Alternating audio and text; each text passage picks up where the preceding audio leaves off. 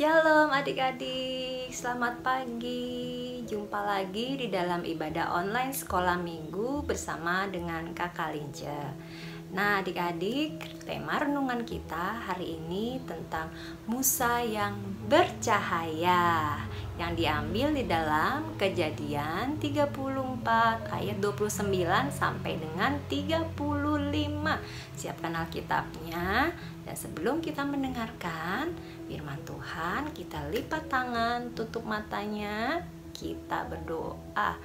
Tuhan Yesus yang baik, terima kasih atas penyertaan Tuhan pagi ini, sehingga kami boleh mendengarkan firman-Mu, dan kami mau menyiapkan hati kami yang terbaik hanya untuk Tuhan. Terima kasih Tuhan Yesus, hanya di dalam nama Tuhan Yesus kami telah berdoa dan mengucap syukur. Haleluya, amin. Yes, yes, yes. Nah adik-adik, sebelum kita mendengarkan renungan, mari kita saksikan video animasi berikut ini.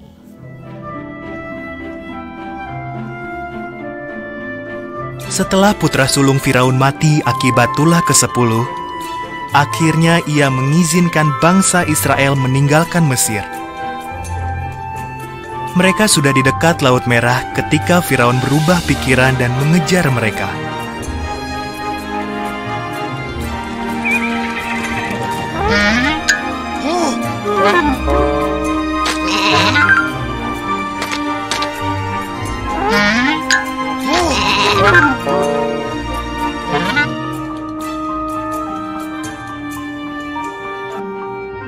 Ketika bangsa Israel melihat kereta-kereta perang Firaun, mereka amat ketakutan. Tetapi Tuhan menyuruh Musa mengangkat tongkatnya ke arah Laut Merah.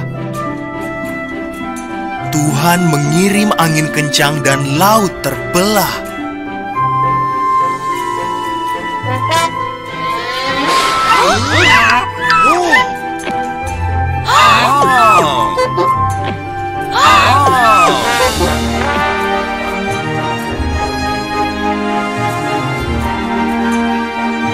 Tampaklah ada jalan yang kering dan bangsa Israel pun berjalan melintasi Laut Merah. Di kiri kanan mereka ada tembok air. Akhirnya mereka tiba dengan selamat di seberang.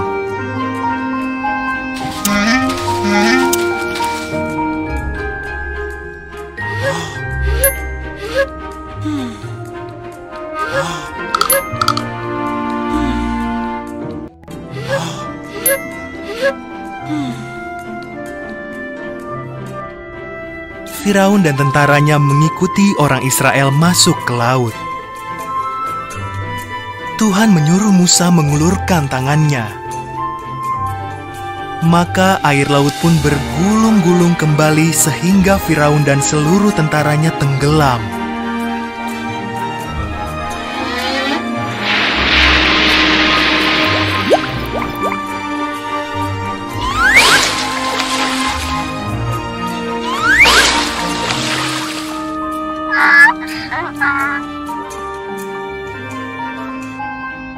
Tuhan menuntun umatnya melintasi padang gurun.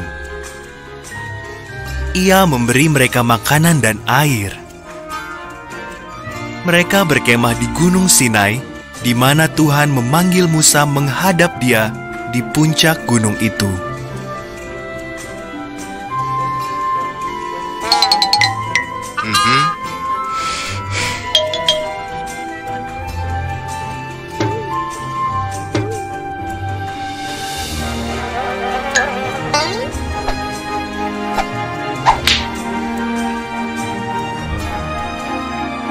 Dengan diselimuti api dan asap, Musa naik ke puncak gunung itu dan Tuhan turun menemuinya.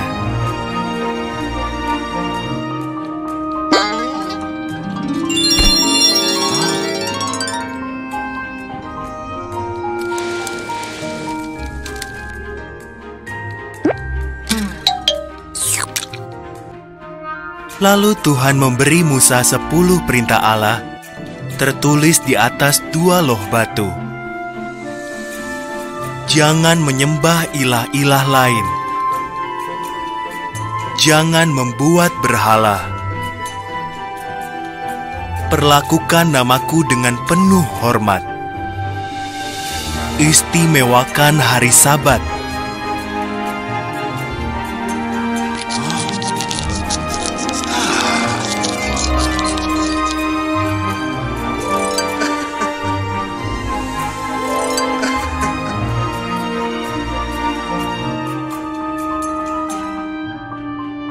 Hormati orang tuamu.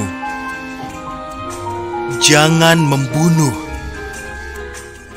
Setialah pada suami atau istrimu. Jangan mencuri. Jangan berbohong. Jangan iri pada orang lain atau apa yang dimilikinya. Sekarang mereka tahu cara menaati Tuhan.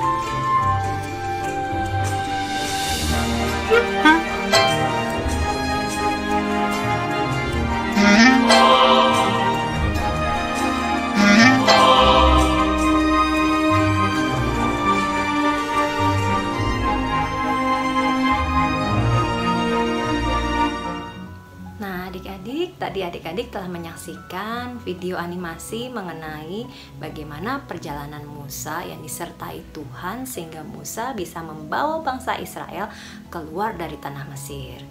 Nah, kalau tadi adik-adik memperhatikan bagaimana penampakan wajah Musa saat dia turun dari Gunung Sinai dengan membawa 2 loh batu. Ya, wajahnya tampak bercahaya adik-adik. Karena apa? Adik-adik tahu rahasianya mengapa Musa wajahnya bercahaya? Yuk kita buka di dalam Alkitab di Kejadian 34 ayat 29. Ketika Musa turun dari Gunung Sinai, kedua loh gumuk Allah ada di tangan Musa. Ketika ia turun dari gunung itu, tidaklah ia tahu bahwa kulit mukanya bercahaya oleh karena ia telah berbicara dengan Tuhan. Nah, di ayat 29 ini mengatakan bahwa kulit muka Musa bercahaya karena ia telah berbicara dengan Tuhan. Itu artinya saat Musa berbicara dengan Tuhan, kemuliaan Tuhan turun atas Musa. Kenapa bisa seperti itu adik-adik? Karena hidup Musa berkenan di hadapan Tuhan. Kita buka lagi di dalam Keluaran 34 ayat 34 yang A. Tetapi apabila Musa masuk menghadap Tuhan untuk berbicara dengan dia, ditanggalkannyalah selubung itu sampai ia keluar. Nah, di sini dikatakan bahwa saat Musa akan bertemu Tuhan, dia akan membuka selubungnya adik-adik. Nah, ada yang tahu apa itu selubung? Ya, selubung itu sama seperti kerudung atau topi atau penutup kepala atau hoodie yang ada pada jaket-jaket. Mengapa Musa harus melepaskan selubungnya? Ya, karena dengan Musa melepas selubungnya itu berarti dia membuka hati, pikiran, serta kehidupannya untuk Tuhan sehingga Tuhan boleh berkarya di dalam kehidupan Musa. Nah, saat ini banyak anak-anak Tuhan yang masih menggunakan selubung di dalam hatinya. Selubung apakah itu? Ya, kakak kasih contoh ya. Selubung itu bisa berupa selubung iri hati, kesombongan, kemalasan, kemarahan, tidak mau membantu orang lain, dan lain-lain. Adik-adik mungkin bisa menyebutkan contoh yang lainnya ya. Nah, sekarang kakak mau tanya, jika selubung itu masih ada di dalam kehidupan kita, apakah Tuhan mau datang dan hadir dalam kehidupan kita? Jawabannya tentu tidak. Oleh karena itu adik-adik, mari kita lepaskan dan kita buang jauh-jauh semua selubung-selubung itu sehingga Tuhan boleh berkarya dalam kehidupan kita dan kita bisa diberkati seperti Tuhan memberkati Musa. Nah, adik-adik, Demikian renungan kita pagi ini. Kiranya kita semua boleh diberkati. Nah, sebelum itu kita tutup ibadah kita dengan kita berdoa. Kita lipat tangannya, tutup matanya, kita berdoa. Tuhan Yesus yang baik, terima kasih untuk firman Tuhan pagi ini. Kami boleh belajar seperti Musa yang selalu diberkati Tuhan. Kami mau belajar membuang selubung-selubung yang ada dalam kehidupan kami, sehingga kami layak untuk Engkau berkati. Terima kasih Tuhan. Berkati juga sekolah kami, orang tua kami, kakak adik kami, dan keluarga kami yang lain. Terima kasih Tuhan Yesus, hanya di dalam nama Tuhan Yesus. Haleluya. Amin. Yes, yes, yes. Nah, adik-adik, demikian renungan kita pagi ini. Semoga kita semua diberkati sama seperti Tuhan memberkati Musa. Dan jangan lupa untuk selalu membuang selubung-selubung yang ada dalam kehidupan kita, sehingga kita boleh berkenan di hadapan Tuhan. Jangan lupa untuk tetap semangat, selalu berdoa dan membaca Alkitab, jaga kesehatan dengan menjaga tetap 3M, memakai masker, mencuci tangan dan menjaga jarak dengan orang lain sehingga kita terhindar dari corona. Dan tetap semangat, Tuhan Yesus memberkati, sampai jumpa minggu depan. Dadah.